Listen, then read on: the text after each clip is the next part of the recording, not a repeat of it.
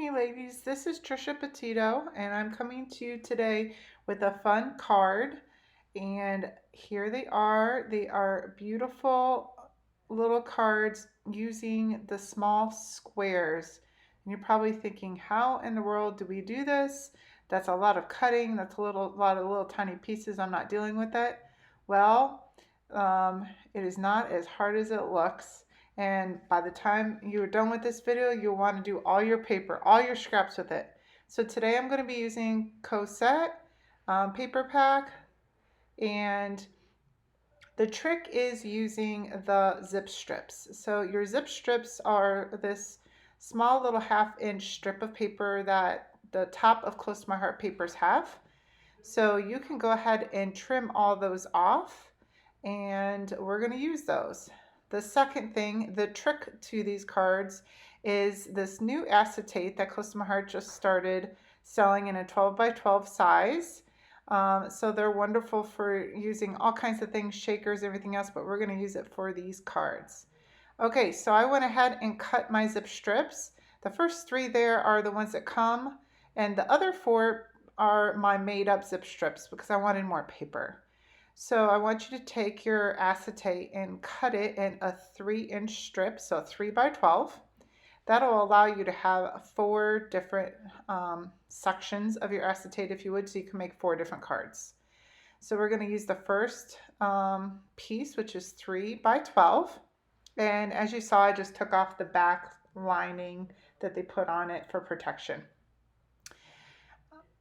The next trick is you're going to make sure that you take your tape runner, and yes, please use tape runner because regular liquid glue won't work very well. So take your tape runner and make sure you put it on the back of your zip strip, and then we're going to go ahead and line that up. So these zip strips are 3 inches long, just like the acetate.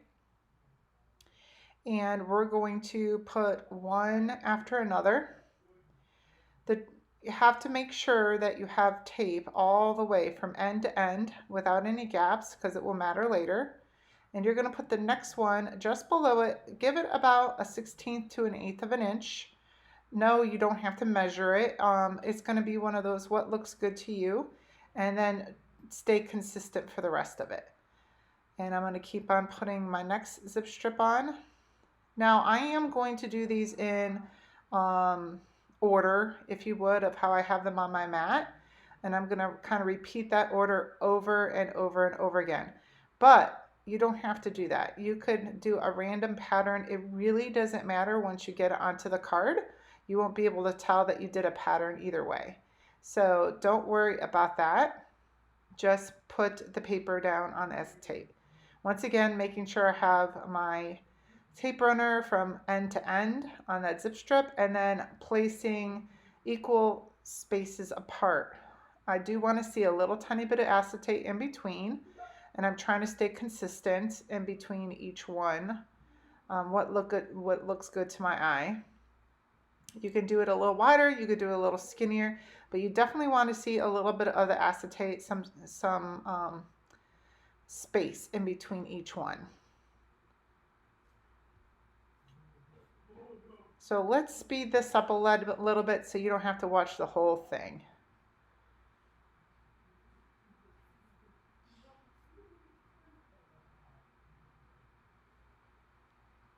Okay, so you'll see as I'm going a little faster here that I'm filling up the rest of my acetate. I'm going to go all the way down, keeping my spacing and keeping my order, but that's not important. Even if I messed up, no one would be able to tell. Cards with random orders look no different than the ones with an order. I'm just going to keep on putting these down all the way down on my acetate. So the whole entire thing is filled up. Once again, these are the zip strips, which were on the top of my paper, and then I also cut some of my own zip strips from the paper in the paper pack because I wanted more variety to what colors I was using. So I just took some leftover paper and cut myself a zip strip, so it would be about a 1/2 inch by 3 inch.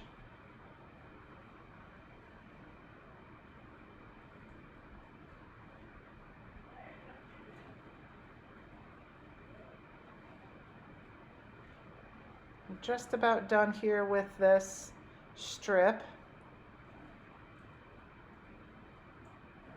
Continuing my pattern and continuing my spacing in between each one.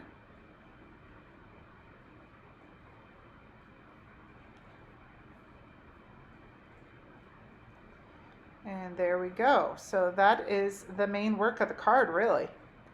So we're going to take this strip that you've already made, and we're going to cut these. Since the zip strip is a 1/2 inch, we're going to cut our strips in a 1/2 inch so they're perfect squares. I did find with this particular cutter, as I was cutting, I had to really push hard to get through the acetate. So keep that in mind.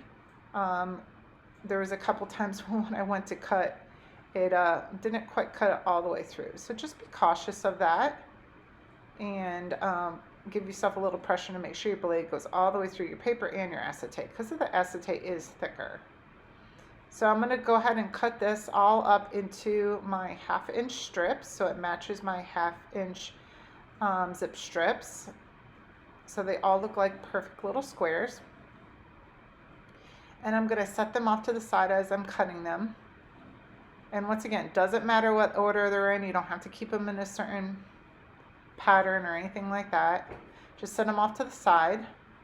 You're going to end up using about 2 to 2.5 of these strips.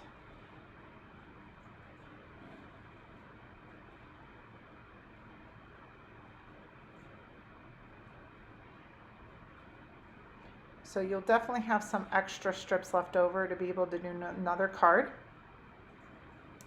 You should be able to do 1.5 to 2 cards with these strips. There's plenty. Okay, let's set those off to the side, and I'm going to grab 3 of them. Probably won't use that much, but I'm going to go ahead and grab 3 of them and have them ready to go.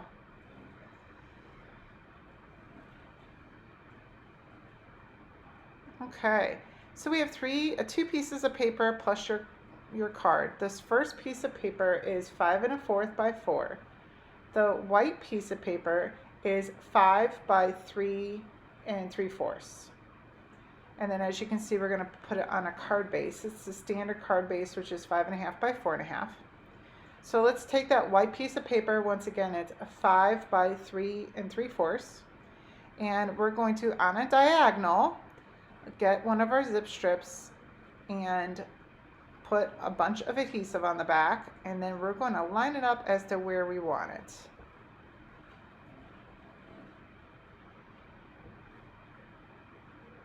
Trim off the little excess that comes off the side. And see, I lost a little tiny piece because I wasn't careful with how I positioned it. So as you're positioning these, you want to make sure that each end has enough that it can hold onto your card base. So just kind of keep that in mind for your zip strips. Watch where each end hits, and you might want to adjust it a little bit. So the next layer, I started initially wanting to line up the squares so they looked exactly next to each other, but then I decided that it's probably best to variegate them so they don't look like they're sitting right next to each other. That they are more off kilter, or half of each square they're a little off, and I like that better. So I went ahead and glued that down, and then I had to fix the top because it moved over on me. Trim off the excess. Once again, make sure you keep that spacing just like you did on acetate. Keep the spacing in between each row so you have that 1/16 or 1/8 of an inch in between, and then you're just going to keep on doing this on the whole entire card. I was very, very careful with looking at my pattern, make sure I didn't have a lot of the same colors right in a row. I tried to variegate them some on my zip strip, moved it up and down so I liked the way it looked. And I didn't place them exactly under the other one. I kind of offset them a little bit as far as where they were, if you can tell that I'm doing that.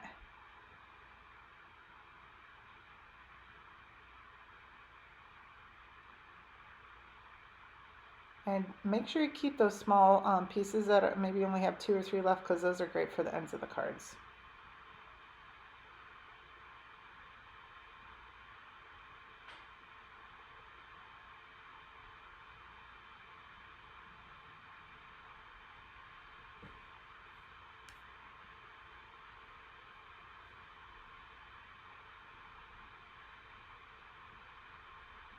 This is a perfect example. I kept on seeing the pink, pink, pink right in a row, so I was trying to um, change where the pink was, and it just, either way I turned the paper, it seemed to be about the same, so I just left it how it was.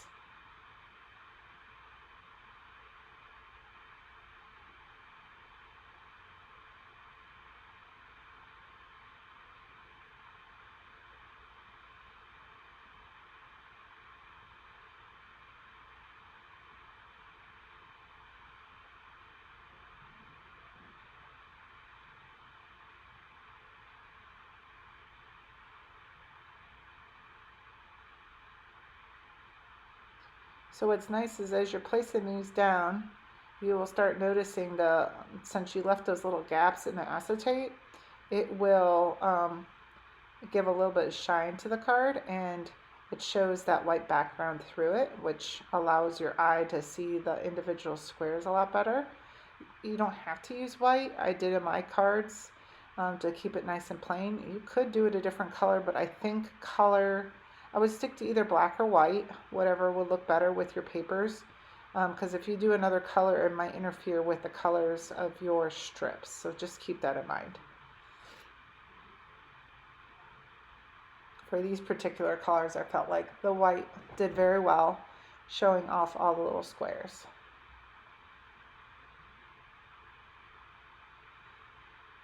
Okay, we got one more little tiny piece here,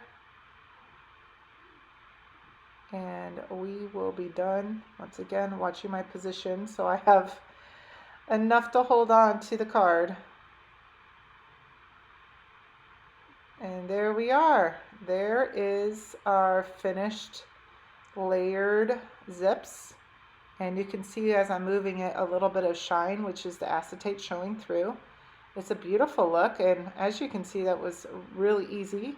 We're going to put this on our base.